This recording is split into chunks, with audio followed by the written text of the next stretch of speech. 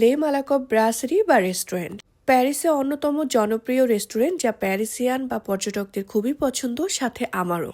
এই রেস্টুরেন্ট থেকে Eiffel tower খুবই কাছে, মানে আপনি আইফেল টাওয়ারের ভিউ পাবেন। আমি যখন প্রথম প্যারিসে আসি তখন প্রথম দিনেই আমি এখানে খেতে এসেছি। আর এখন যে ক্লিপগুলো দেখাচ্ছি এগুলো ছিল প্রথম দিনের, তার মাঝে কিন্তু আমি অনেকবার এসেছিলাম।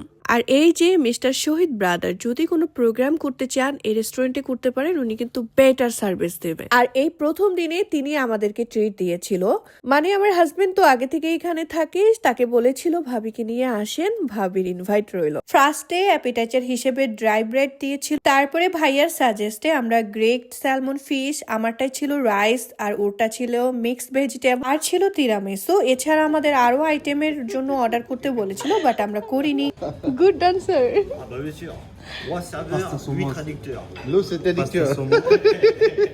আর এই রেস্টুরেন্টে পশ ভাইব আছে বলেই আমি আমার ম্যারেজ অ্যানিভার্সারি এখানেই সেলিব্রেশন বলতে এই খাওয়া দাওয়া আইফেল টাওয়ার থেকে পিকচার্স তুলে তারপর ডিরেক্ট এখানে চলে আসি। অনেকটা রাত হয়েছিল, যেহেতু শহীদ ভাইয়া এখানে ছিল তার জন্য কোনো প্রবলেম ছিল না। এই শীতে অনেকক্ষণ বাইরে থাকায় সাজসজ্জা এমনিতেই নষ্ট হয়ে গিয়েছিল। এটা যেহেতু ফরাসি রেস্টুরেন্ট তাই আমরা ওভাবেই খাবার অর্ডার করেছিলাম ফ্রেঞ্চ পাস্তা, ডাক স্টেক, তার সাথে অন্যরকম অ্যাপিটাইজার, আরো ছিল salmon fish, hot chocolate, dessert, আর আমার অর্ডারে কেকটা ছিল একটা বাঙালি আপুর বানানো, আর তিনি এই রেস্টুরেন্টে দিয়ে গিয়েছে। পরে এটা ফ্রিজে রেখে দিয়েছিল 1-2 ঘন্টা আমরা আসা পর্যন্ত, আর সে নিজের মতো কাস্টমাইজ করে এরকম বাংলা লেখা লিখে দিয়েছিল। আর এখানে একটা টুইস্ট হয়েছিল, টুইস্টটা হচ্ছে এই যে ফরাসি পার্সন সাডেন তারা এসেছিল, ভিডিও ধরতে পারিনি, ওনারা আমাদের অ্যানিভার্সারিতে উইশ করেছে, প্লাস একটু করে কেকও খেয়েছে। সত্যি বলতে ফরাসি পিপল অ্যাকচুয়ালি জেন্টাল আর very good person. For the quality time, Le Malakoff restaurant is the best place.